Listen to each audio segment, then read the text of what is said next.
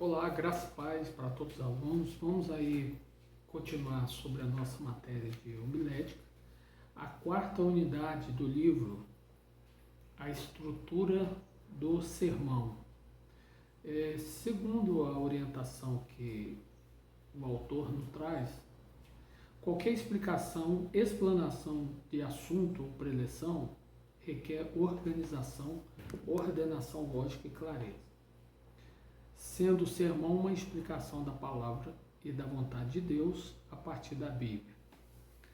Deve trazer ensinamentos ordenados de forma inteligível e didática. Em uma apresentação e explicação do sermão, devemos sempre seguir um cronograma que estabeleça organização, lógica e clareza. E como que deve ser o sermão? O sermão deve ser didático, ou seja, deve-se usar de recursos que permitam a assimilação do texto de forma simples e eficiente.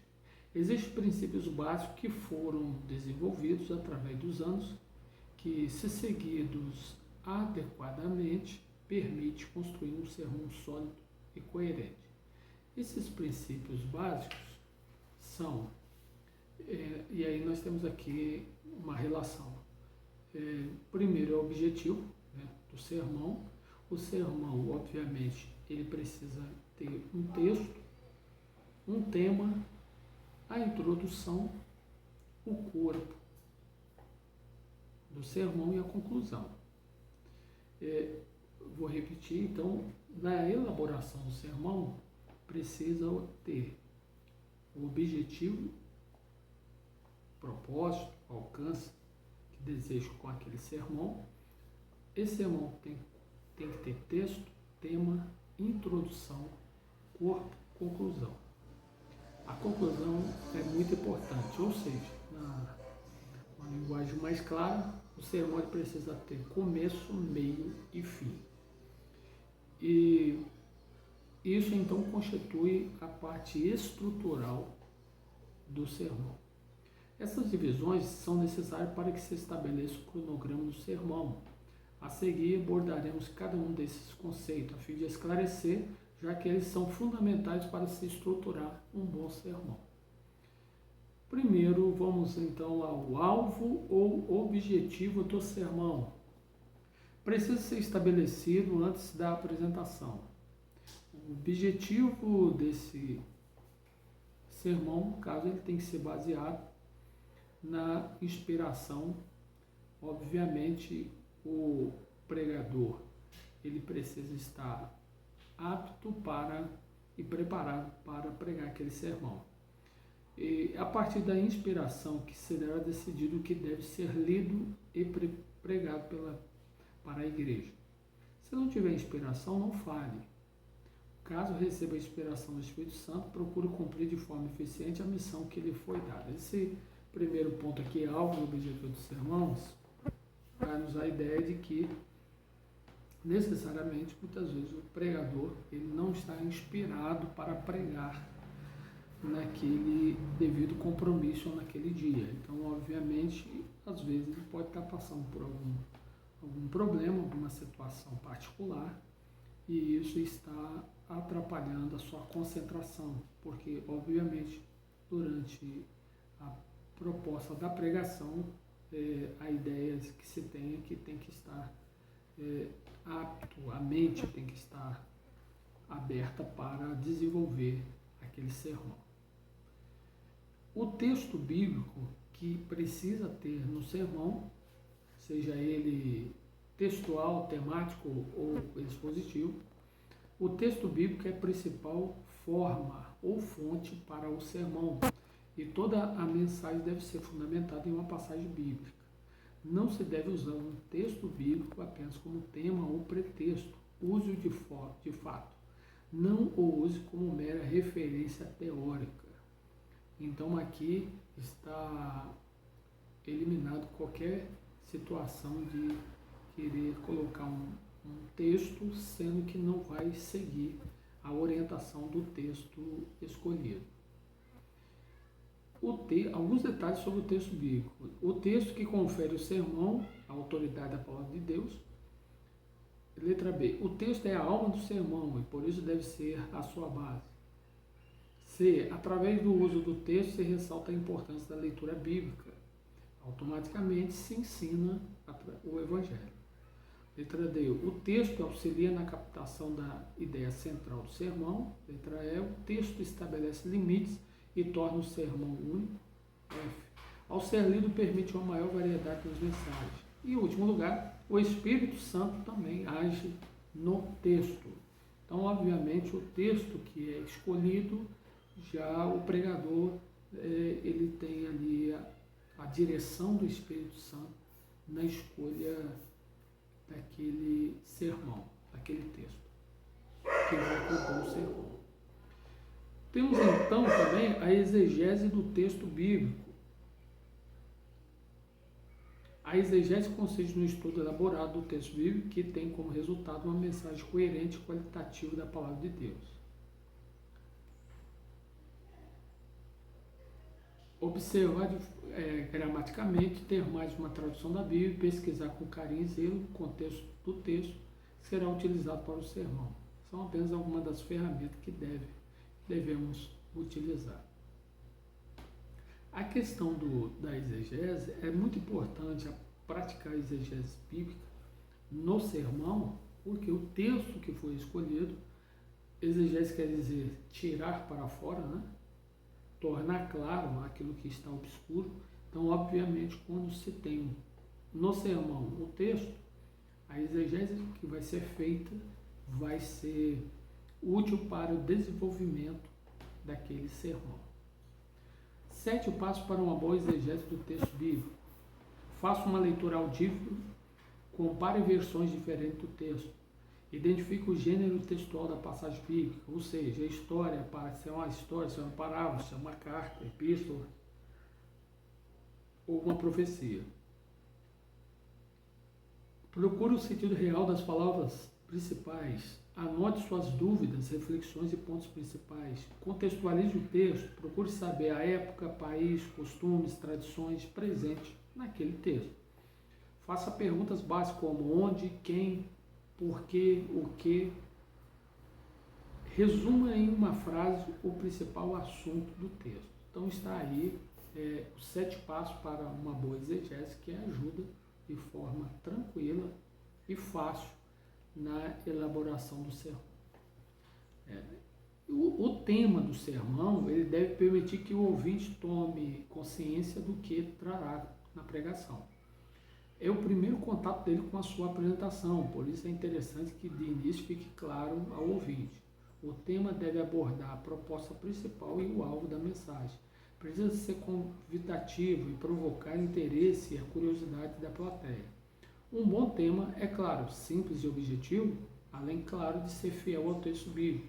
Um bom tema é desenvolvido a partir de leituras, criatividade, contextualização e bom discernimento do pregador. Ou seja, o pregador altamente preparado e que irá dominar o texto pela qual ele escolheu, ou seja, ele tem conhecimento daquilo que ele vai falar. Isso torna mais fácil a argumentação da mensagem. O pregador terá recurso, terá argumento para desenvolver a mensagem, porque é resultado de oração, mas também de pesquisa, de estudos. E isso é uma disciplina que todo pregador tem que ter. Não adianta ir para cima do altar ou ocupar um espaço, atender um convite para pregar, sendo que não está preparado para aquele momento. Tipos de temas. Abordaremos a seguir alguns tipos de temas básicos que auxiliam na elaboração de uma boa apresentação. Por exemplo, tema interrogativo. O que seria isso? É o sermão elaborado a partir de uma pergunta. Exemplo, onde estás? Que farei de Jesus? Tenho uma arma, o que fazer com ela? Caso escolha por esse tipo de tema, precisa elaborar uma pergunta que deve ser respondida ao longo da pregação. Tema lógico. é o tema explicativo. Exemplo, o que um homem semear, ceifará. Quem encontra Jesus volta para o outro caminho. O objetivo do tema é sempre trazer um impacto aos ouvintes, fazer com que o mesmo fixe melhor o sermão. Tema imperativo: enchei-vos do Espírito, não sejais incrédulo, não adores a um Deus morto. Tema enfático: só Jesus salva. Há dois tipos de cristãos. O tema geral, abrangente, aborda um assunto de forma geral, sem especificá-lo. Também um assunto relacionado à fé cristã, porém um assunto mais geral. Exemplo, amor. Falar de amor, falar de fé, esperança, traduz um tema geral, ou seja, um tema que vai abranger várias áreas da vida. Introdução do sermão. A introdução é fundamental, pois ela será responsável em prender a atenção dos ouvintes. Se o ouvinte não se interessar pela introdução, provavelmente não prestará atenção na apresentação. É fato comprovado que todo preletor tem apenas os 5 minutos iniciais de sua fala para levantar ou aguçar o interesse do seu público. Por isso é preciso caprichar na introdução do sermão. Ela é crucial para o seu sucesso. Segundo o autor, muitos pregadores têm dificuldade de iniciar suas anotações, pois, de modo geral, iniciar é difícil. Uma boa introdução precisa envolver o ouvinte a despertar a curiosidade, o interesse e conduzir de forma agradável a plateia para o estudo do texto. Uma introdução de qualidade permite ao pregador ter segurança, naturalidade, calma e confiança. Uma vez o pregador não preparado, ele já vai demonstrar o quê? Um certo nervosismo. E esse nervosismo vai fazer com que também ele tenha dificuldade na introdução da pregação. Então, segundo o comentário que nós lemos, os primeiros 5 minutos é muito importante para o pregador trazer a ideia para despertar o interesse dos ouvintes. Os primeiros 5 minutos iniciais fará com que ele tenha a oportunidade de mostrar o perfil e a ideia que a pregação ela sucederá. Se é uma boa introdução, irá envolver também uma boa apresentação de argumentos até a conclusão. Característica da introdução. Atendendo ao tempo da introdução, pois o tempo precisa ser bem dividido. Não demonstre insegurança nem dê desculpa que possa inicialmente afastar o interesse do ouvinte pela apresentação. Tipos de introdução: ilustrativa, é quando se usa uma ilustração logo no início da mensagem. Definição: é explicação detalhada, começando a abordar um conceito determinante do texto. Convite: a introdução que inicia com o convite a observar o texto em questão. Alusão histórica: é a contextualização da historicidade do texto. O corpo do sermão é a parte principal do sermão, onde deverá o conteúdo de toda a mensagem estar ordenado de forma lógica e precisa. Ou seja, primeiro tópico, segundo tópico, terceiro tópico, introdução, o texto, o tema, introdução, se vai haver mais de um tópico, primeiro, segundo, terceiro tópico, e a conclusão. A característica do corpo do sermão, segue aí as ilustrações. Na parte 76, conclusão do sermão é o ápice da pregação. Alguns pregadores, para sinalizar o fim do sermão, costumam usar expressões do tipo para encerrarmos ou concluirmos, e é preciso evitar esse tipo de finalização. Essas expressões não são apropriadas para terminar um sermão, muito pelo contrário, despertam nos ouvintes que já estão ansiosos pelo fim e uma certa angústia. Então procure ser direto, não faça rodeios, e a conclusão do sermão de forma adequada.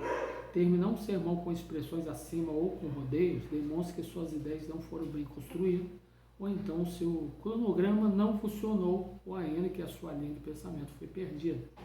A conclusão do sermão deverá ser uma síntese do mesmo, necessita trazer-se uma aplicação final à vida do ouvinte. Ela deverá ser viva e vibrante, pois uma conclusão sem vida deixará por certo os ouvintes desmotivados a aplicar o que ouviram do sermão. Então, muito claro aqui, só vou reforçar dizendo que há um certo, um grande erro quando se traduz a ideia da mensagem e trazendo a compreensão de que está chegando na conclusão, está encerrando o sermão e não encerra. Expressões como encerrando as minhas palavras, ou encerrando o sermão e acaba não encerrando naquele primeiro momento. Então isso vai fazer com que o ouvinte ele perca a vontade, né, o ânimo de estar prestando atenção ali no final daquele sermão. Uma vez chegando no final do sermão, é importante nem avisar que está encerrando, ou seja, chegou na conclusão, concluindo e de alguma forma encerrar. A conclusão deve ser enérgica e sempre abarcar os objetivos principais que motivaram a pregação.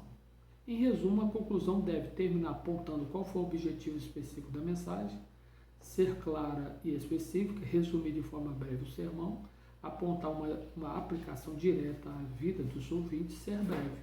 A conclusão deve causar nos ouvintes deleite de maneira que tudo tenha sido esclarecido e que o objetivo da mensagem tenha sido alcançado e tenha uma meta ao atingir. E neste caso aí finalizamos mais um momento aí da nossa introdução à homilética. No outro momento vamos estar falando sobre os principais sermões textual, temático e expositivo. Deus te abençoe.